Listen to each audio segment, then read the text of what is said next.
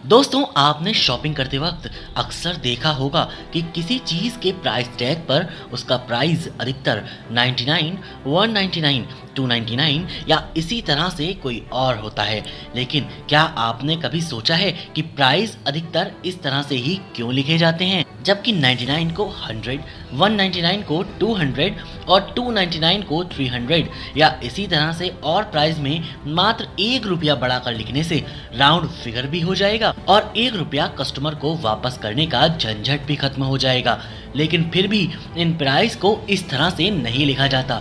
In price को 99 और 199 की तरह लिखने के आज हम आपको 2 इम्पोर्टेंट कारण बताएंगे। दोस्तों, इसका पहला कारण ह्यूमन साइकोलॉजी यानी कि मनोविज्ञान से संबंधित है। आपने देखा होगा कि जब भी कोई नंबर को हम देखते हैं तो उसे बाएं से दाएं यानी कि लेफ्ट से राइट की तरफ पढ़ते हैं। जैसे कि इमेज में दिख रहे इस नंबर को आप हमेशा 7 से ही शुरू करके पढ़ेंगे, यानी कि 799 ना कि 997।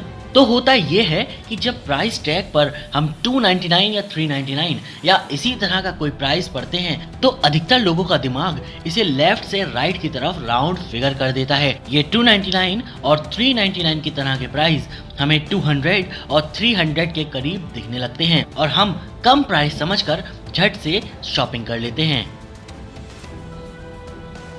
दोस्तों, प्राइस टैग पर ऐसे प्राइस लिखकर सेलर यानी कि विक्रेता को सीधे सीधे बहुत बड़ा फायदा होता है, क्योंकि जब कोई व्यक्ति शॉपिंग करता है और बिल पे करता है तो अधिकतर लोग मात्र 1 रुपया सोचकर रिफंड लेना छोड़ देते हैं या फिर सेलर 1 रुपए के बदले आपको कोई सस्ती सी 1 रुपए से कम कीमत वाली टॉफी दे देता है। लेकिन क्या आपने कभी सोचा है कि आपके द्वारा छोड़े गए 1 रुपए का ना तो कोई बिल होता है और ना ही कोई प्रूफ, इसलिए सीधा सीधा ये 1 रुपया सेलर की ब्लैक मनी में चला जाता है। अब आप सोचेंगे कि 1 रुपए से कोई भला कौन सा पैसों का पहाड़ बना लेता है, तो जरा रुकिए, क्योंकि आपकी ये सोच गलत है। आइए अब हम आपको मैथमेटिकली समझाते हैं।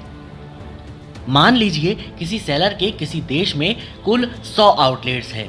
अब मान लेते हैं कि हर एक आउटलेट पर हर रोज साल के 365 दिन कोई 100 कस्टमर ऐसे आते हैं जो कि अपना 1 रुपया छोड़ देते हैं। तो अगर हिसाब लगाएं तो 100 गुणा 365 गुणा 100 यानी कि 36,50,000 रुपए हो गया ना पैसों का पहाड़।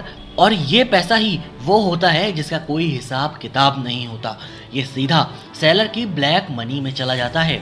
तो आप भी अगर 1 रुपया छोड़कर अपने आप को धन्ना सेठ समझते हैं तो जरा आप भी होशियार हो जाएं और अगली बार अपना 1 रुपया वापस लेना ना भूलें।